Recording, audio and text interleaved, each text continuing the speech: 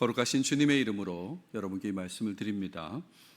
오늘은 시간에 대한 상상으로부터 좀 시작해 보겠습니다. 현재가 아니라 과거나 미래로 가서 사는 것을 상상하는 사람들이 있습니다. 그런 사람들이 만든 영화나 드라마를 볼 때도 있죠. 현재가 아닙니다. 과거나 미래로 가서 사는 걸 상상한다, 이런 말이죠. 현재의 상황이 힘들수록 더욱 이번 생에 대한 어떤 부정적인 생각으로 시간 이동을 생각하는 것 같습니다. 그래서 나온 말들이 타임 워프라는, 그러니까 현재와 과거 미래가 막 섞이는 그런 것도 상상하고요. 타임 슬립이라고 해서 과거로 갔다가 또 미래로 갔다가 하는 그런 것도 있고요. 타임 루프라고 해서 어떤 특정 시간 안에 갇힌 듯한, 계속 반복되는 그런 것도 표현하기도 합니다. 개인적으로 말씀드린 적이 있는 것 같은데, 과거로 만약에 타임슬립 하고 싶은 순간이 언제냐라고 물으면 저는 늘 얘기하는 그 시간이 있습니다. 그것은 유학 떠나기 전이다 라고 그렇게 말합니다. 유학 떠나기 전으로 한번 타임슬립 하고 싶다, 그런 말이에요. 부모님 옆에 있는 삶, 그 삶을 살고 싶다라는 그런 소원이 있어요. 어머니께서 강남 성모병원에 계실 때에 암이 재발해 있는 상태에서 유학을 떠났습니다. 세월이 흐르고 계속 반복해서 생각해도 그때 있을 걸, 그런 생각을 자주 하게 되는데, 그래서 저한테 만약에 돌아갈 수 있는 시간을 준다면 그때로 돌아가서 한번 살아보고 싶다. 그래서 한국에서 사역자로서 살아가는 삶을 살면 좋겠다, 그런 생각을 했습니다. 만약에 그랬다면 제가 전도사 시절에 목양교에 왔을지도 모르겠습니다. 아무튼 그런 생각이 있고, 또 하나 꼽으라 그러면 제가 공부를 마치기 직전의 상황입니다. 이것도 말씀을 드린 것 같은데, 텍사스의 랄레이도라고 하는 곳의 교회에서 오라고 했는데 제가 거절한 적이 있습니다. 그것이 사역을 하면서 두고두고 제 마음에 남아서 다시 한번 어떤 돌아갈 기회가 있다면 그곳으로 돌아가서 내가 거기서 사역하겠다고 그렇게 말하고 싶고, 또 실제로 사역을 하고 싶다, 그런 생각을 가지게 됩니다. 근데 여러분, 시간을 거슬러 살 수 있는 사람은 아무도 없다는 걸 다 아시죠? 그죠? 아무도 시간을 거슬러 살 수는 없습니다. 오래된 아이돌 에이핑크가 러브란 노래를 불렀습니다. 뭐라고 불렀을까요? 시간을 되돌릴 수는 없나요? 라고. 없습니다. 돌릴 수는 없어요. 지금도 시간은 계속해서 흘러가고 있는 것입니다. 우리가 여기 앉아있는 시간에도 시간은 계속해서 흘러가고 있는 것이죠. 설교를 준비하면서 옛날 사진을 살펴봤습니다. 가끔 살펴보는데 설교를 준비하면서 다시 한번 봤습니다. 저도 풋풋할 때가 있었습니다. 졸업식 때 사진입니다. 제 대학 졸업 때 사진인데, 이런 사진이거든요. 결혼 전입니다. 근데 25년 흐른 다음에 이렇게 바뀌었습니다. 무슨 일이 벌어진 겁니까? 무슨 일이? 그냥 시간은 계속해서 흘러가고 있는 거죠. 대학 졸업 사진을 찍을 때 이렇게 찍었습니다.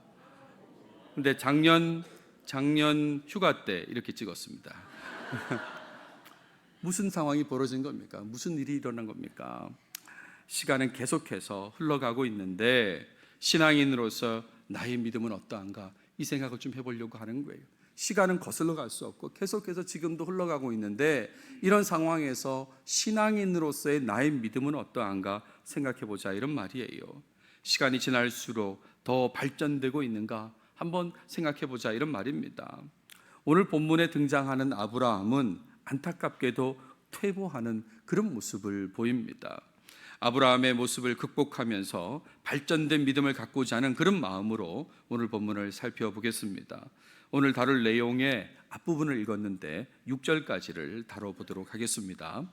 본문을 보시면, 오늘 본문은 지금까지 다뤘던 12장부터 15장까지의 시간으로부터 10년이나 지난 상황의 이야기다 라고 그렇게 말할 수 있겠습니다. 아브라함의 가정에 발생한 그 문제에 아브라함과 사레가 대처하는 그 내용의 이야기가 오늘 본문의 내용의 이야기예요. 이 과정에 하갈이라고 하는 여인도 등장하게 된다는 것 여러분 다 알고 계실 것입니다. 먼저 1절을 보시면 사레와 하갈, 이 두 사람에 대한 소개가 나옵니다. 사레는 자녀를 낳지 못했다라고 그렇게 먼저 소개되어 있습니다. 근데 이 내용을 보면서 하나님의 약속을 생각한다면 아브라함의 아내 사레는 자녀를 낳을 것으로 기대가 되지 않습니까? 우리가 뒤의 내용을 다 알고 있지만 모른다고 하더라도 지금까지 내용 속에서도 하나님의 약속이 있었기 때문에 사례는 자녀를 낳지 못했다, 출산하지 못했다 했을 때 그래도 하나님께서 낳게 하시겠구나 하는 그런 기대감을 갖게 만드는데, 그런데 정작 이 사례 스스로는 하나님 말씀을 신뢰하지 못했다는 것을 본문 속에서 알 수 있습니다.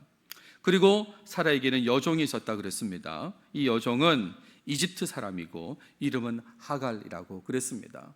여종이라고 그랬는데 좀 더 설명을 드리면 사례, 여주인의 소유다라고 그렇게 생각하시면 되겠습니다.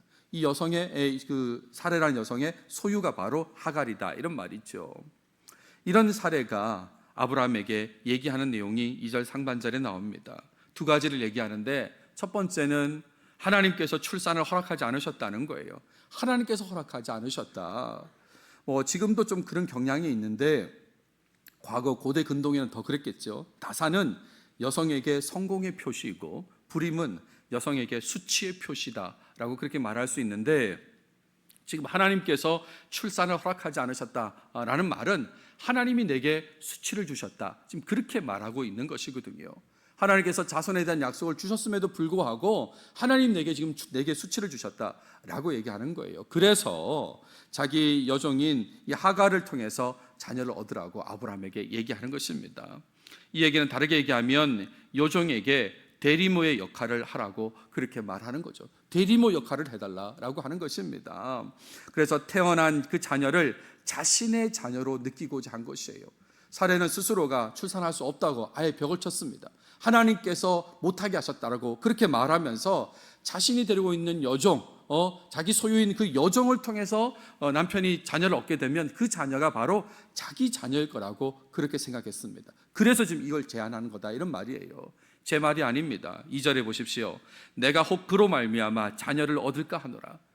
내가 당신이 아니고, 아브라함 당신이 아니라 내가 그로 말미암아, 하갈로 말미암아 자녀를 얻을 수 있을 거다, 내 자녀로 될 것이다, 그렇게 얘기하는 것이죠. 이게 당시의 관습입니다.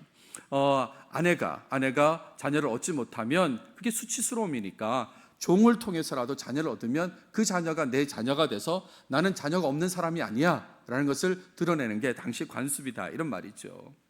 이에 대해서 이 2절 하반절은 아브라함의 반응을 보여주는데, 그럴 수 없다고 했어야 되지 않겠습니까? 제가 이 시절로 가서 삽니다. 자녀가 없습니다. 그래서 유지연이 저한테 몸종을 통해서 자녀를 가지라고 하면 제가 그렇게 하겠습니까?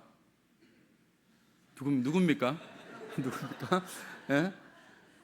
그렇지 못하게, 그럴 수 없다고 그렇게 하겠죠. 이 사례에 대한 사랑의 표시를 넘어서 하나님의 약속을 굳게 신뢰함을 드러냈어야 되는 거죠. 하나님 약속하셨잖아. 근데 무슨 소리야? 하나님께서 자녀를 주실 거야 라고 얘기를 했어야 되는 것입니다. 오히려 바른 그 아내의 태도를 바르게 했어야 되는 것이죠. 근데 아브라함은 그렇게 하지 않습니다. 아브라함은 아내의 말을 따르기로 합니다. 본문에 보시면 아브라함이 사례의 말을 들으니라 그랬어요. 그 전에 얼마나 말을 잘 들은지 모르겠는데 아브라함은 지금 이 말을 듣는다, 이런 말이에요. 그리고 나서 3절은 시간적 배경을 얘기하고 있습니다. 앞선 2절의 상황은 이 가나안 땅에 거주한 지 10년이 지난 시점이라는 것을 알려주고 있어요. 3절 보십시오. 아브라함의 아내 사레가 그 여종 애굽 사람 하갈을 데려다가 그 남편 아브라함에게 첩으로 준 때는 아브라함이 가나안 땅에 거주한 지 10년 후였더라, 그렇게 표현되고 있죠. 여기서 좀 하나 주목해야 될 단어가 있는데 첩이라는 단어입니다.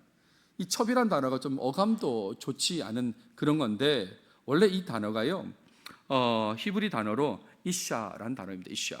근데 이샤라는 단어가 어떤 뜻이냐면 여자라는 뜻이에요. 결혼식 축가로 많이 불리는 노래가 있는데 이쉬가 이샤에게라는 그런 노래가 있습니다. 이쉬 남자가요, 이샤 사람에게라는 남자에게라는 그런 그 노래인데, 우리 교회에서도 김수준 집사님 결혼할 때 이 곡을 이제 축가로 부른 걸로 제가 기억하고 있습니다. 그러니까 이쉬 남자가 이샤 여자에게 하는 그런 내용이다, 이런 말이죠. 그러니까 이 이샤라는 말은 여자입니다. 여자. 근데 우리말로 첩이라고 이렇게 번역한 거예요. 그러니까 하갈을 데려다가 그 남편 아브라함에게 여자로 준 때는 이렇게 가야 되는 겁니다. 그 여자가 때로는 아내일 수도 있고 첩일 수도 있고 그런데 여기서는 대리모예요. 대리모. 첩이 아니고요. 대리모예요. 그래서 그 낳은 자식은 여주인의 자식으로 연결되는 그런 대리모 역할을 한 것입니다. 근데 어쨌든 아브라함이 가나안 땅에 거주한 지 10년 후였다라고 그렇게 말하고 있죠. 시간이 흐름 속에서 신뢰하는 마음이 흐려졌다라는 것을 여러분 다 눈치채실 것입니다. 4절에 보십시오. 아브라함과 하갈의 상황이 나타나는데 이 4절은 매우 빠르게 지금 이야기가 진행된다는 걸 알 수 있어요. 앞서 1, 2, 3절은 천천히 가다가 4절이 갑자기 쑥 빨리 지나갑니다. 얼마나 빨리 지나가냐면 아브라함이 하갈과 동침하고 하갈이 임신하고 하갈이 사례를 멸시하고 무시했다는 내용까지가 등장하게 되는 거예요. 이 한 구절에 이 내용이 다 들어와 있습니다. 4절 보시면 하갈이 임신하매 그가 자기의 임신함을 알고 그의 여주인을 멸시한지라. 그렇게 하면 안 되는 거잖아요. 하갈은 이 사례의 소유인데, 그런데 그 소유였던 이 몸종이었던 하갈이 임신했다고 지금 이 여주인이 그 사례를 무시하는 거, 그런 곤란한 일이 벌어진 겁니다. 가정의 불화가 본격화되었다라고 그렇게 말할 수 있는 겁니다. 이에 대해서 사례가 아브라함한테 말하는 내용이 5절입니다. 여러분 같으면 어떻게 뭐라고 말씀하시겠어요? 지금 어떻게든 그 자기 종을 통해 가지고 자녀를 얻어서 자녀를 낳지 못한다는 그런 수치스러움을 벗어나기 위해서 하갈을 남편한테 보냈는데, 근데 하갈이 자기를 무시해. 그러면 이 상황에서 여러분 여성이라면, 이 상황이라면 어떤 말을 하겠습니까? 요즘 말로 하면 짜증 지대로다 막 이렇게 했을지도 몰라요. 완전 짜증 막 그렇게 차오르는 그런 상황이죠. 자신이 멸시당함은 아브라함의 책임이라고 남편한테 얘기를 하는 것입니다. 바꿔 얘기하면 자기 잘못은 없다는 거예요. 없다는 거. 보세요. 내가 받는 모욕은 당신이 받아야 옳도다. 내가 나의 여종을 당신의 품에 두었거늘 그가 자신의 임신함을 알고 나를 멸시하니 당신과 나 사이에 여호와께서 판단하시기를 원하노라. 요즘 선 넘었다 이런 얘기 많이 하는데 지금 이런 선 넘은 얘기를 하는 거예요. 하나님께서 판단하시기를 원한다. 당신과 나 사이에 누가 잘못했는지 판단하시기를 원한다라고 얘기하는 겁니다. 그러면서 이 얘기는 앞부분 얘기죠. 내가 받는 모욕은 당신이 받아야 옳다. 이걸 하나님께서 판단하시기를 원한다고 그렇게 얘기한다 이런 말이에요. 이 말은 다르게 얘기하면 아브라함 당신이 편애해가지고 이런 문제가 발생했다고. 지금 자녀 낳는 게 목적인데 그런데 임신했다고 하갈을 편애하는 바람에 지금 그 하갈이 나를 무시한다. 그러니까 당신에게 문제가 있다라고 얘기하는 거죠. 우리 같이 제3자의 눈에는 지금 시작을 다 사례가 했지 않습니까? 그런데도 어쨌든 사례 입장에서는 아브라함 당신이 문제라고 그렇게 얘기했어요. 그랬을 때 6절에 보시면 아브라함의 반응과 그 이후 내용이 나오는데 아브라함은 무엇이 문제인지 어디서부터 잘못된 것인지를 고민한 모습이 없어요. 전혀 고민하지 않습니다.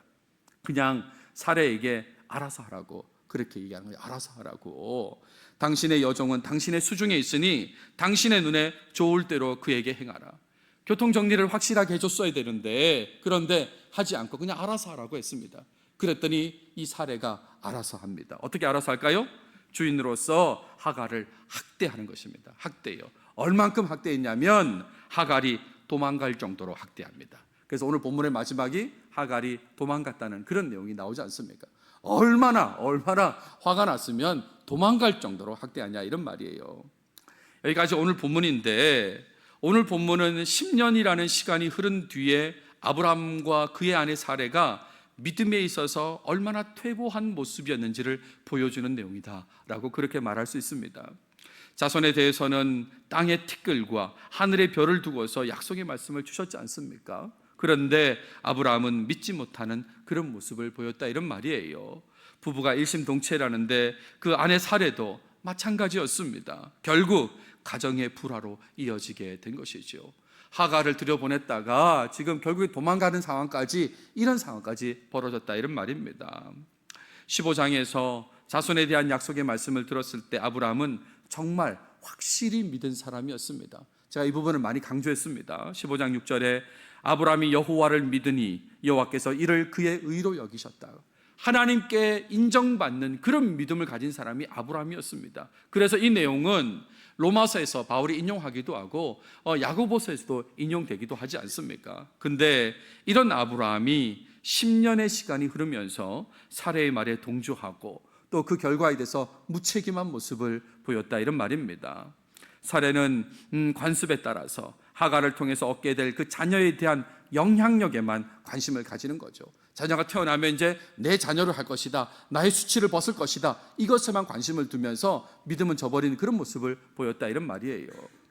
하나님을 전혀 생각하지 않고 하나님의 약속을 믿지 않는 그 모습이 결국 인간적인 방법을 추구하는 그런 모습으로 연결된 것입니다.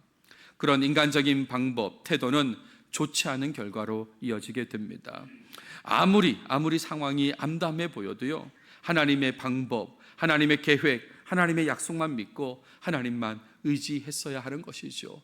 그렇게 했어야 되는데 아브라함과 사레는 그렇지 못했다는 것이 오늘 본문의 내용이다, 이런 말이에요. 그래서 오늘 적용점으로 말씀드리고 싶은 것은 오늘 본문의 아브라함의 모습을 지향했으면 좋겠습니다. 지향하시고 시간이 지날수록 발전된 모습을 보이시는 여러분들이 다 되시길 바랍니다. 믿음에 있어서 발전된 모습을 꼭 보이시길 바라요. 자신의 신앙생활을 돌아보면서 시간의 흐름 속에서 점점 퇴보하는 그런 믿음을 보이고 있다면, 그렇다면 오늘 본문을 보면서 바꾸는 계기로 삼으시면 좋겠습니다. 인생에서 여러 신앙생활의 기간이 있지 않습니까? 그 기간 동안에 내 믿음이 발전이 아니라 퇴보되고 있었다면, 그렇다면 오늘 본문의 내용을 보면서 바꿔야 되겠다고 그렇게 결심하길 바란다, 이런 말입니다. 사람들한테 얘기하죠. 옛날에는 내가 정말 장난 아니었는데, 정말 믿음으로 살았는데, 하나님 말씀을 정말 어린아이처럼 그대로 믿고 그냥 순종했는데 라고 혹시 그렇게 생각하시는 분 있습니까? 그렇다면 더더군다나 바꾸셔야 되는 거죠. 맨날 옛날이요 그러면서 옛날 얘기만 할 수는 없는 거 아닙니까? 바꿔줘야 되는 거예요. 특히나 퇴보하고 있다면 더더군다나 방향을 바꿔야 된다, 이런 말입니다. 인간적인 생각으로 아브라함도 할 말은 있을 거라고 여겨집니다. 그렇죠? 인간적인 생각을 하면 아브라함도 할 말은 있을 거다. 무슨 말을 할까요? 아니, 자손에 대한 약속을 믿었는데, 그렇다면 티끌이나 별까지는 아니어도 한 명은 있어야 되는 거 아닙니까? 라고 할 말은 할 말은 있는 것이 아닌가, 이런 생각이 들어요. 그렇지 않습니까? 티끌같이 많고 별같이 많지는 않아도 한 명 정도는 있어야 되지 않겠습니까? 라고 말할 수는 있을 것 같습니다. 거기에다가 아브라함의 나이가 많았습니다. 얼마나 많았냐면 다음 시간에 보겠지만 16절을 보시면 하갈이 아브라함에게 이스마엘을 낳았을 때에 아브라함이 86세였더라, 이렇게 나오죠. 물론 이제 이 나이 86세를 현대의 86세하고 동치할 수는 없지만 그래도 많은 나이면 틀림없는데 그냥 이렇게 나이가 많아지니까 그러니까 어쩔 수 없다고 또 얘기할 수 있는 거죠. 게다가 아내가 권유한 것이 아닙니까? 내가 하갈을 통해서 자녀를 낳겠다고 한 게 아니라 아내가 하라고 한 거니까 할 수 있습니다라고 할 말을 할지도 모르겠습니다. 그런데 여러분, 이해가 된다고 해도요, 옳은 것은 아닙니다. 나 이해가 된다, 아브라함 마음이 이해가 된다 라고 혹시 그런 분 계세요? 근데 이해가 돼도 옳은 것은 아니다, 이런 말이에요. 어떤 어려운 상황, 어쩔 수 없는 상황이라고 해도 하나님의 약속을 굳게 신뢰했어야 된다, 그런 생각 들지 않습니까? 아니, 아무리 이렇고 저렇고 얘기를 해도 하나님의 약속을 믿었어야 되는 게 아닌가. 여러분, 그것에 좀 주목하십시오. 우르에서요, 갈대아인의 우르, 하란 땅에서 가나안 땅으로 인도하셨습니다. 그 먼 거리를 하나님께서 인도해서 가나안 땅에 정착하게 하셨습니다. 이걸 경험한 사람이 아브라함이에요. 이집트의 흉년 때문에 이집트 갔다가 위기 상황을 겪었을 때 그때 건져주신 분이 또 하나님이시지 않습니까? 급하게 개입하셔가지고 건져주셨어요. 또 흔들리는 믿음을 굳세게도 해주셨습니다. 조카 롯을 구한 다음에 하나님께서 내가 너의 상급이라고, 너의 방패라고 했을 때 아브라함이 믿지 못했어요. 그래서 저는 상속자가 없습니다, 그렇게 얘기했을 때 하나님께서 굳세게 만들어주지 않습니까? 뿐만 아니라 지난 시간에 계약 맺는 내용 보셨죠? 그죠? 일방적인 사랑과 은혜로 하나님 혼자만의 계약을 맺으신 것입니다. 일방적인 계약을 맺으신 거죠. 편무적인 계약, 그리고 무조건적인 계약을 맺으셨다고 제가 그렇게 말씀드렸지 않습니까? 그렇다면 이 정도면 아브라함은 하나님의 약속을 평생 신뢰했어야 된다. 그렇게 생각하지 않아요? 평생 신뢰했어야 되는 것입니다. 눈에 보이는 분명한 것이 없고 상황은 점점 나빠지는 것처럼 보여도 하나님만 믿고 의지했어야 되는 것입니다. 하나님의 방법으로 티끌과 별처럼 자손이 많아질 것을 그렇게 확신했어야 되는 거죠. 나는 잘 모르지만 하나님 방법이 있겠지. 지금은 이렇게 암담해 보여도 하나님 방법을 알아서 하시겠지. 별처럼 많다고 하셨으니까, 티끌처럼 많다고 하셨으니까 하시겠지. 그렇게 확신했어야 된다, 이런 말이에요.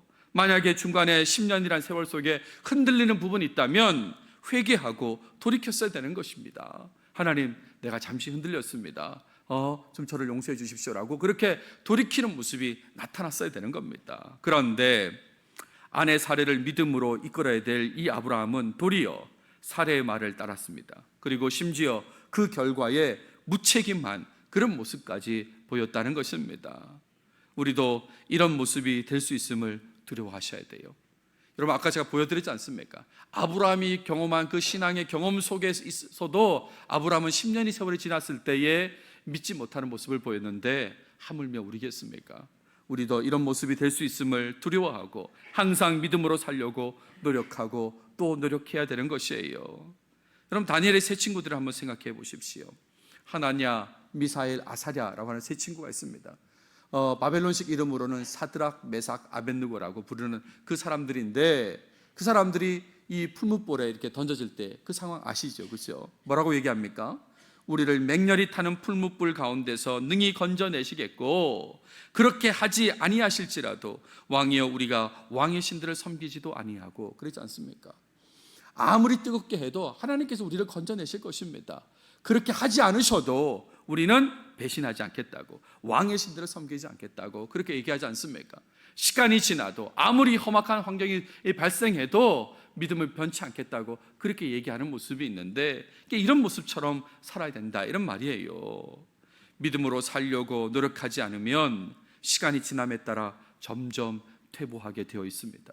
여러분, 이거는 정답입니다. 점점 퇴보하게 되어 있어요. 시간이 지나면 지날수록 퇴보합니다. 어린아이 같이 전적으로 의지하는 마음이 사라지고요, 인간적인 판단만 계속해서 하게 된다, 이런 말입니다. 세상을 많이 알수록 더욱 현실에 집중해서 못 믿는, 믿지 못하는 삶을 살아가는 거예요. 하나님 말씀이 아니라 눈에 보이는 것, 그걸 자꾸 믿으려고 한다, 이런 말입니다. 그래서 기도를 하면서도 하나님의 약속보다 사람의 말을 더 의지하는 것이죠. 함께 하겠다고, 내가 널 치유하겠다고, 내가 너를 건져주겠다고, 인도하겠다고 하는 그 말씀이 위로가 되고 그런 게 아니라 어떤 사람의 말이, 의사의 말이, 그 말이 더 확신이 되고 위로가 되고 의지가 된다. 이렇게 되면 곤란하지 않겠어요? 근데 대부분은 지나가면 지나갈수록, 시간이 지날수록 자꾸 현실에 집중해서 사람을 의지하는 그런 모습을 보인다, 이런 말입니다. 개인적으로 하나님께 저를 사역자로 부르셨습니다. 하나님의 부르심에 확신하고요, 특별히 제가 공부하는 내내 사람들이 목회할 거냐고, 학교에서 가르칠 거냐고 저한테 이렇게 물으면 저는 늘 대답을 목양과 가르치는 일을 부르셨다고 제가 그렇게 반응을 했습니다.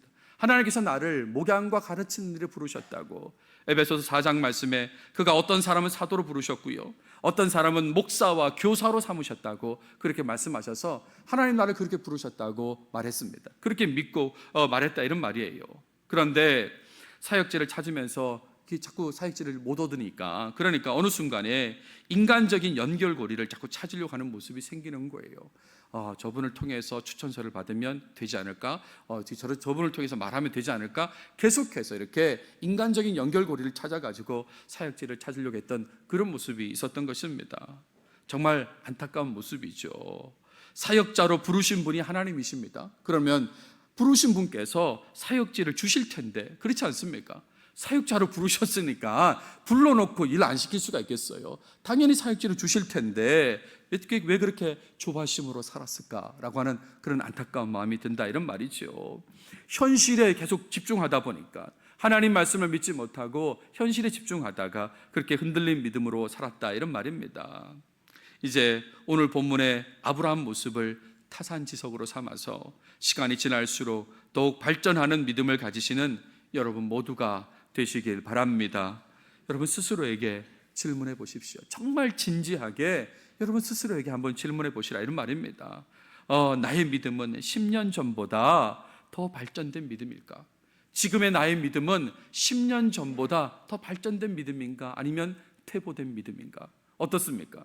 여러분은 10년 전보다, 10년 전에 저 신앙이 없었어요, 뭐 그런 분은 예외겠지만 꽤 긴 세월 동안 신앙생활을 하신 분들은 한번 대답해 보세요.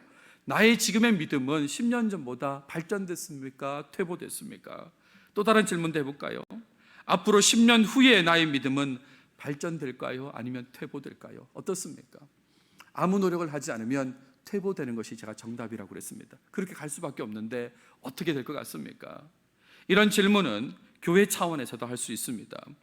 목양교회 공동체가 지난 10년 동안 교회의 본질적 기능, 예배, 교육, 교제, 선교, 봉사를 행할 때 보여준 그 믿음이라고 하는 건 발전된 믿음인가, 퇴보된 믿음인가? 목양교회 10년 그러면 대치동 시절부터 포함해서 10년이 될 것 같은데 그 10년 동안에 이 교회에서 예배만 하더라도 얼마나 많은 예배가 진행되었습니까? 그 예배하는 공동체가 보여준 믿음은 발전된 믿음이었나, 퇴보된 믿음이었나 한번 생각해 보시라, 이런 말입니다. 또한 앞으로 10년 후에는 더 발전될 수 있을까 또 한번 생각해 보십시오. 10년 후에, 저도 10년 정도 지나면 이제 은퇴할 나이가 가까울 것 같은데 그때의 목양교회는 더 발전된 믿음을 가진 공동체로 있을 것인가, 아니면 더 퇴보한, 쇠퇴한 공동체로 있을 것인가 한번 생각해 보시라, 이런 말이에요. 10년 후에 나 자신이 속한 교회 공동체를 생각해 보십시오. 굳건한 믿음 위에 있어야 될 텐데 혹시 그러지 못하고 다 쇠한 모습이 아닐까, 혹시 그런 생각 가지지는 않으십니까? 개인과 교회의 믿음이 퇴보할 것 같은 그런 마음이 혹시 든다면, 그렇다면 이제부터라도 달라지셔야 되는 것입니다. 이제부터라도 달라지셔야 되는 거예요. 눈에 보이는 세상의 상황이 아니라 하나님의 말씀만 확실히 믿고 흔들림 없이 살아야 된다는 말씀을 드립니다. 그래서 우리의 관심이 믿음이어야 돼요. 늘 믿음을 걱정하고 믿음을 자랑하는 목양교회 공동체가 되면 좋겠습니다. 무슨 상황이 생겨도 항상 저 사람 믿음으로 살아야 될 텐데 걱정해주고, 또 저 사람 믿음으로 이겨냈다고 믿음을 자랑하고 하는 그 모습이 목양 공동체가 됐으면 좋겠다, 이런 말입니다. 부디 지금보다 10년 후의 믿음이 더 좋은 목양교회 모든 구성원들이 되시길 바랍니다. 기도하겠습니다. 하나님 감사합니다. 오늘도 우리에게 창세기를 통해서 말씀해 주셔서 감사합니다. 10년이란 세월이 흐르면서 아브라함이 쇠퇴한 믿음을 보인 것을 보게 하셨는데 이런 좋지 않는 모습이 우리 삶에는 나타나지 않게 도와주시옵소서. 늘 노력해서 정말 믿음의 사람으로 사는 우리 모두가 되게 하시고 더욱 발전된 믿음을 보이는 우리 모두가 되도록 인도해 주시옵소서. 지금까지 베풀어 주신 은혜에 감사하면서 정말 온전히 믿음으로 살아가는 우리 모든 교인들, 이 교회 공동체가 되도록 주님 꼭 인도해 주시옵소서. 이 모든 말씀 예수님의 이름으로 기도드렸습니다. 아멘.